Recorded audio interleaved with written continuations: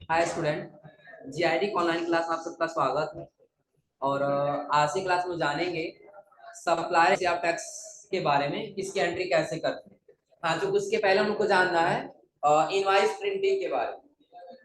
इसके बारे में इनवॉइस प्रिंटिंग क्या है, अब समझ लीजिए। जैसे हम लोग कहीं भी काम करते हैं ना, तो सारा वाउचर प्रिंट नहीं करना होता, सिर्फ हमको सेल्स का वाउचर प्रिंट करना होता है। कौन सा वाउचर, और ऐसा क्यों करना होता है? देखिए, सबसे पहले यहाँ भी कह रहा है कि प्राय में सेल्स इनवॉइस की ही प्रिंटिंग करना होता है, क्योंकि परचेज वाउचर, परचेज इनवॉइस तो पहले से ही प्रिंटेड आता है। अगर हम कहीं कोई सामान खरीदने जाते हैं तो सामान खरीद वो बिल प्रिंट करके दे देता है ना, वो तो पहले से प्रिंटेड आता है। और परचेज की उसका पेमेंट कर दे, उसका बिल, उसका प्रिंट तो करना नहीं है। बेचे उससे पैसा रिसीव कर ले, उसका प्रिंट तो करना, सिर्फ किसका करना होगा? सेल्स इनवॉइस का। तो कह रहा है टैली में हम किसी भी वाउचर या इनवॉइस को प्रिंट करना चाहें तो उस वाउचर को ओपन करके फिर क्या करना होगा?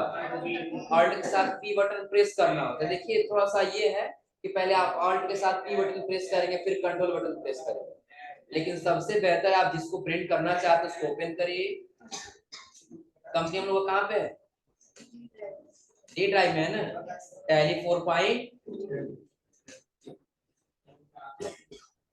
अब कौन सा करना है? डे बुक में आने वाला सपोज करिए सेल्स वाला ही प्रिंट करना है ना। अब ये प्रिंट करके कस्टमर को देना है, तो कंट्रोल के साथ ही आपको पी बटन दबा दीजिए, तो डायरेक्टली प्रिंट का ऑप्शन आ जा रहा है ना।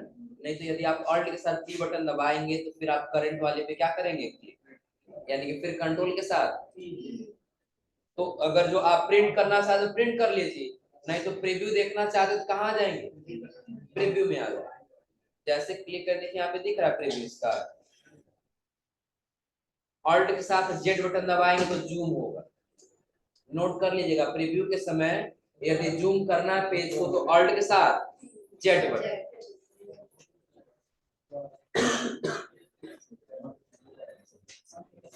प्रिंट प्रीव्यू देखना है और उसको जूम करना तो ऑल्ट के साथ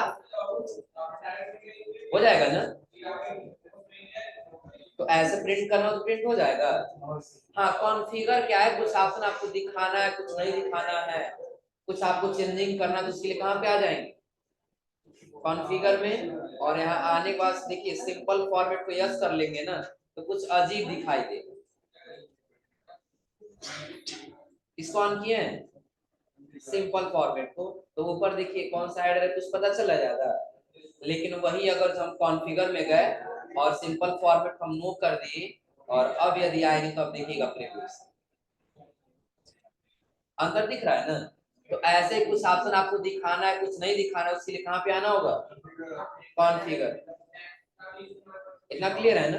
तो प्रिंट करना इनवॉइस तो प्रिंट कर ले जाएंगे ना। हाँ, लेकिन एक और काम है इसमें, आगे कह रहा है कि अगर आप किसी वाउचर की सारी एंट्री सेव करते समय प्रिंट करना चाहें तो हमें उस वाउचर को क्या करना होगा?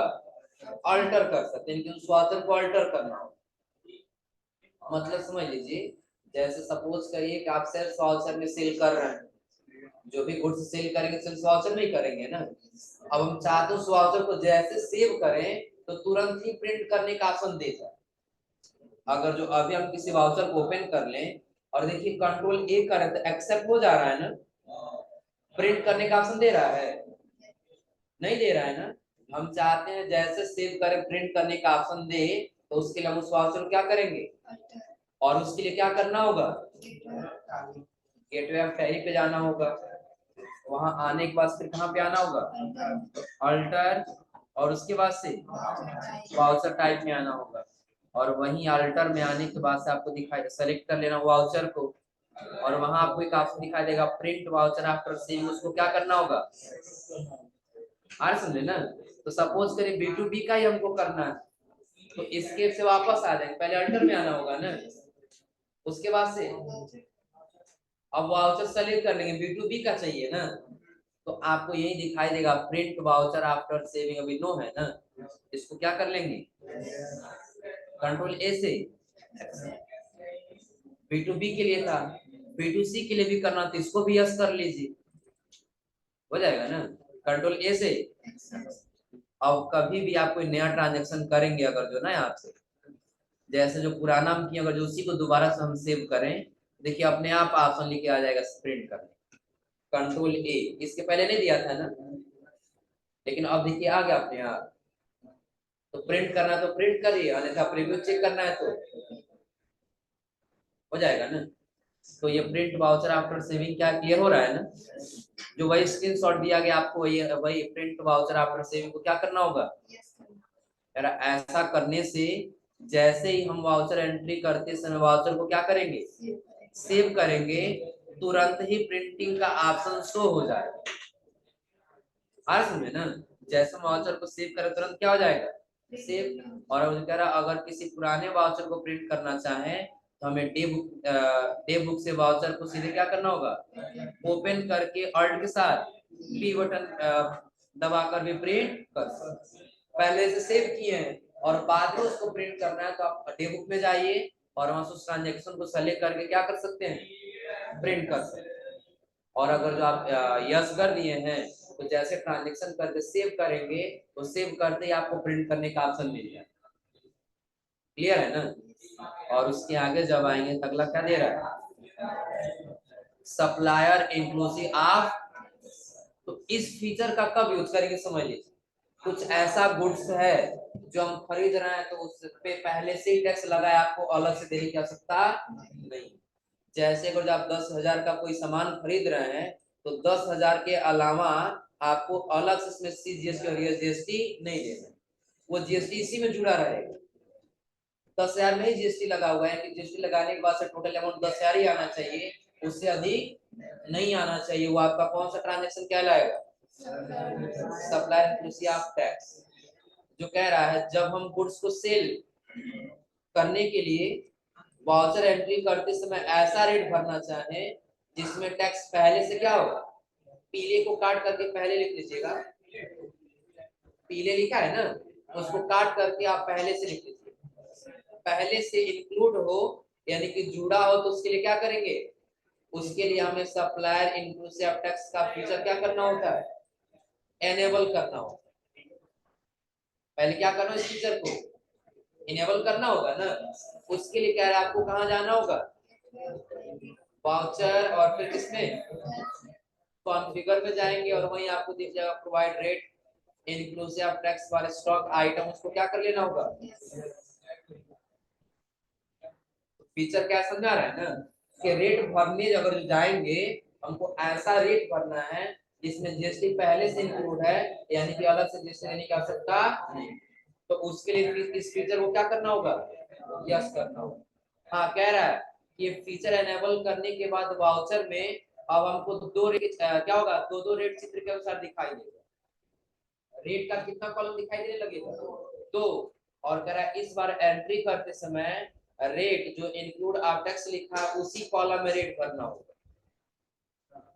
उसके लिए देखिए क्या करना होगा, तो सबसे पहले अगर हमारे वाउचर में तो सेल्स वाउचर में जाना होगा ना, वाउचर में आने के बाद से सेल्स वाउचर में आना, इसमें जाना होगा कॉन्फ़िगर। और कॉन्फ़िगर में आने के बाद से आपको दिखाई देगी यहीं पे provide rate inclusive of tax for stock item, एक फीचर दे रहा था ना, तो उसको क्या कर लेंगे, कंट्रोल ए से। अच्छा अब देखिए दो रेट का कॉलम दिखने लगा, तो कह रहा था रेट का, अब आपको रेट किसमें भरना होगा, इस वाले रेट में किसमें भरना है, इंक्लूड वाले में भरना है। लेकिन इंक्लूड वाले में भी कब भरेंगे, जब ऐसा अमाउंट भरना है जिसमें जीएसटी पहले से इंक्लूड अलग से देने की आवश्यकता नहीं, वही इसमें भरेंगे। अदरवाइज हम किसमें भरेंगे, रेट वाले में भरेंगे। क्लियर है ना। तो अब पहले ट्रांजेक्शन पढ़ लीजिए, इंक्लूड वाला क्या कह रहा है,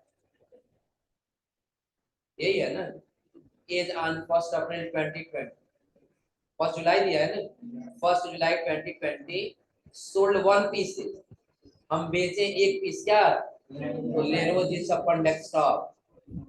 2 किससे बेचे, कंप्यूटर केयर से। कह रहा रेट कितना होगा, 30,000 होगा। और कह रहा इनवॉइस नंबर B2B00, उसका इनवॉइस नंबर कितना हो जाएगा, 00।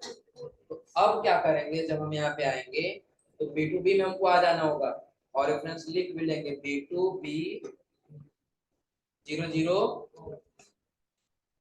पार्टी नेम किससे बेच रहे हैं हम लोग?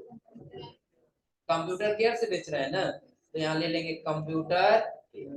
अगर जो नहीं रहेगा तो अल्ट सी करके बना लेंगे ना। और अंडर ग्रुप क्या रहेगा?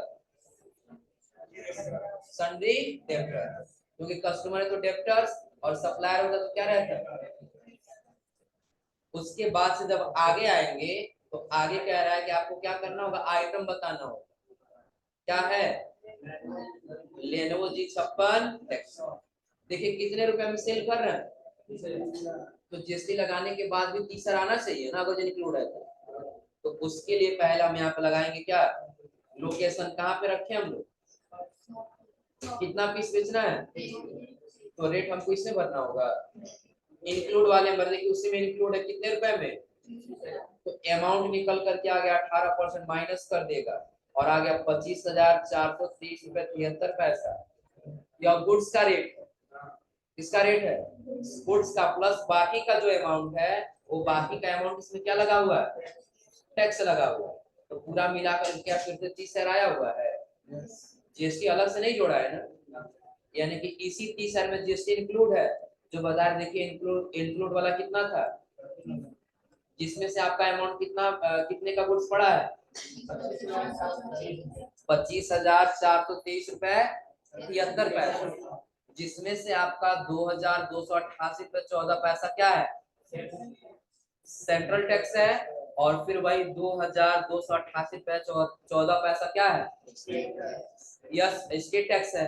अब ये सारा मिला करके एक पैसा कम क्या हो रहा था, अधिक हो रहा था, तो एक पैसा क्या लगा लिया, राउंड अप लगा लिया। और राउंड अप आप लोग पढ़े, याद है राउंड अप ना, जब 50 पैसे से अधिक होगा 99 पैसे तक तो जितना कम होगा उतना जोड़ेगा, और 49 पैसे से कम रहेगा तो जितना अधिक रहेगा उतना माइनस कर देगा।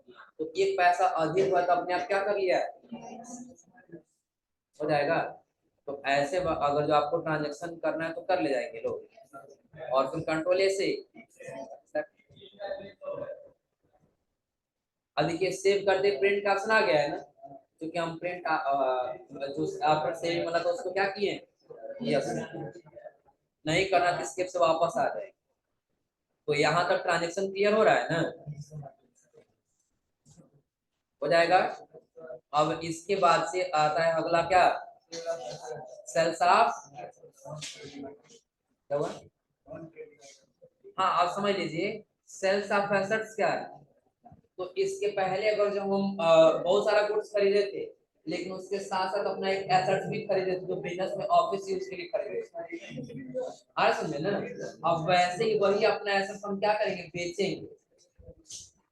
आप लोग बताए थे जनरल वाउचर का यूज करते हैं, या तो एसेट्स को खरीदना हो या तो एसेट्स को, याद है ना, कि अगर जो एसेट्स को बेचना हो या फिर क्या करना हो, खरीदना हो, तो किस वाउचर का यूज करते हैं, कह रहा है यहाँ पे प्रायः एसेट्स को सेल करने के लिए जनरल वाउचर का प्रयोग किया जाता है। अगर जो एसेट्स को सेल करना तो किस वाउचर का यूज करेंगे, जनरल वाउचर का। लेकिन इस मोड का प्रयोग करके हम सेल्स वाउचर में ही एसेट्स को सेल कर सकते हैं। तो आप लोग एक मोड पढ़े हैं एज वाउचर, याद है, कौन सा मोड पढ़े हैं, एज वाउचर। अगर जो एज वाउचर मोड का यूज करना चाहें तो उस मोड में भी आप अपने एसेट्स को क्या कर सकते हैं, सेल कर सकते हैं। करा, लेकिन किसी भी एसेट्स को सेल करने से पहले उस पर डिप्रिसिएशन चार्ज करना जरूरी होता है। क्या लगाना जरूरी होता है, डिप्रिसिएशन। अब ये डिप्रिसिएशन क्या है, अगर जो आप कोई भी वस्तु खरीद लिया अपने यूज के लिए, और अगर आप कुछ दिन यूज करके बेचेंगे तो क्या जितना में खरीदे उतना ही मिल जाएगा, कुछ डाउन वैल्यू मिलेगा ना। जो डाउन वैल्यू होगा वही आपका क्या कहलाएगा, डिप्रिसिएशन। एक और होता है प्रोविजन, एक और क्या होता है, प्रोविजन। डिप्रिसिएशन और प्रोविजन थोड़ा सा अलग है, क्या चीज, कि जैसे अगर आप 10 रुपए का कोई सामान खरीदे, कितने रुपए का, 10 रुपए का, और जब सेल करने जा रहे हो अपने एसेट्स को तो आप 8 रुपए में सेल कर रहे हो, कितने रुपए में, जिसमें से 1 रुपया आपका डिप्रिसिएशन है, और जिस कस्टमर से आप सेल कर रहे हो वो कह रहे हैं 1 रुपया और डिस्काउंट कर दिए, तो आपने 1 रुपया और डिस्काउंट कर दिया तो आपका क्या कहलाएगा? प्रोविजन। इतना क्लियर है ना? अब इसमें देखिए कह रहा है वही चीज, जब आप अपना एसेट सेल करेंगे उसमें क्या करना जरूरी होता है? डिप्रिसिएशन। और डिप्रिसिएशन क्यों हम करेंगे जरूरी? तो कह रहे हैं यहाँ पे जिससे एसेट्स को सेल करने से होने वाले प्रॉफिट या लॉस को बुक्स ऑफ अकाउंट में रिकॉर्ड किया जाए। अगर जो आप नहीं नोट करेंगे तो क्या पता लग पाएगा कितना लॉस हुआ कितना नहीं हुआ? तो वो रिकॉर्ड करने के लिए और बुक्स ऑफ अकाउंट में दिखाना हो, उसके लिए हम क्या करेंगे? डिप्रिसिएशन चार्ज लगाए। जो कह रहा है ट्रांजेक्शन एज ऑन 2 अप्रैल 2025, 2 अप्रैल 2021 को कंप्यूटर हैज बीन सोल्ड। हमने क्या बेचा? कंप्यूटर बेचा for RS 25 to Computer Empire. 25,000 रुपए में बेचे और किससे बेचे? कंप्यूटर एम्पायर से बेचे हैं। और कह रहा है यहाँ पे depreciation has been charge 10% per annum. और पर एनम का मतलब क्या होगा? पर साल, यानी पर ईयर 10% क्या किया जाएगा? डिप्रिसिएशन चार्ज लगेगा। आ समझ में ना? और यहाँ पे कह रहा है before selling of fix assets you have to calculate written down value of computer. कि जो भी आप एसेट सेल करेंगे आपको पर ईयर कितना परसेंट चार्ज काटना होगा? 10%। और कह रहा है कि जो क्या करेगा, you have to calculate written down value of computer, कि उतना वैल्यू आपको डाउन करना होगा अपने कंप्यूटर के वैल्यू से। जो आगे कह रहा है it help to calculate profit और loss on sales of fix asset, जो आपको हेल्प करेगा, सहायता करेगा कैलकुलेशन करने में कि आपने जो एसेट सेल किया फिक्स वाला उससे आपका कितना प्रॉफिट हुआ या फिर कितना लॉस।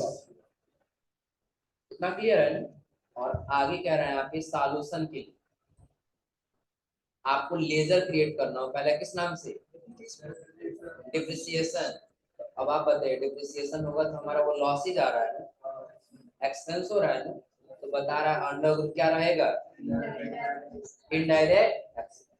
और अगला कह रहा है प्रोविजन फॉर डिप्रिसिएशन, कि सेल करने के लिए जो आपने डिप्रिसिएशन लगाया तो उसी के ऊपर प्रोविजन लग गया तो उसका अंडर ग्रुप क्या रहेगा? प्रोविजन। और आगे कह रहा है assets were purchase in May, और हम कब खरीदे थे? मई 2020। And will be sold in November, और हम कब सोल्ड कर रहे हैं? नवंबर में। आफ्टर 6 मंथ, कितने मंथ बाद? 6 महीने के बाद सेल कर रहे हैं। तो क्या इस पे चार्ज लगेगा? लेकिन हाफ ईयरली का लगेगा ना। There are so half yearly depreciation will be charge on assets. जो डिप्रिसिएशन निकाला है 30 साल में कितना परसेंट? 10%। और उसी में मल्टीप्लाई कर दे कितना से? बस 6 मंथ का जानना है और डिवाइड कर दे कितना से? 12 से डिवाइड क्यों किया? क्योंकि एक साल में कितने मंथ होते हैं? 12। तो 12 का नहीं जानना है बल्कि कितने मंथ का जानना है? 6 मंथ। तो कितना आ जाएगा? 1500 हो जाएगा ना? अब चलिए इसके बाद क्या करना होगा, एक और हमको लेजर बनाना होगा, किस नाम से? लॉस ऑन सेल्स एसेट्स, ताकि हम ये दिखा सकें एसेट्स को सेल करते समय कितना लॉस हुआ। तो पहले ही लेजर बनाना होगा ना। चलिए पहले हम आकर के लेजर बना लेते हैं वापस आ।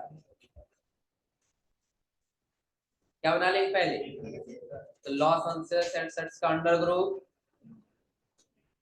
एक्सपेंस सेव कर लीजिए। अगला बनाना है किस नाम से? डिप्रिसिएशन के नाम से। और डिप्रिसिएशन का भी अंडर ग्रुप क्या रहेगा? एक्सपेंस, एक्सेप्ट कर लीजिए। अगला क्या रहेगा? Provision for depreciation. हाँ, इसका अंडर ग्रुप क्या रहेगा? प्रोविजन रहेगा, चूंकि ये बताएगा आपने किसमें खर्च किया है, प्रोविजन। कंट्रोल से हो जाएगा ना। अब हमको क्या करना है कि हम चाहें तो अगर जो वाउचर में आ रहे हैं वाउचर में जाने के बाद से या फिर से सेल्स वाउचर नहीं सेलेक्ट कर सकते हैं और कंट्रोल यस करके एज वाउचर में इसकी एंट्री नहीं कर सकते हैं। लेकिन सबसे बेहतर सर हम लोग यूज कर ले रहे हैं कौन सा? जनरल वाउचर का, चूंकि अभी तक हम जनरल वाउचर का यूज नहीं, जनरल वाउचर का भी यूज कर लेते हैं। तो सबसे पहले ये बताइए जो कंप्यूटर बेच रहे हैं तो किससे बेच रहे हैं? ट्रांजेक्शन में क्या दे रहा है? कंप्यूटर एम्पायर से बेच रहे हैं ना। तो कंप्यूटर एम्पायर पाने वाला है कि देने वाला?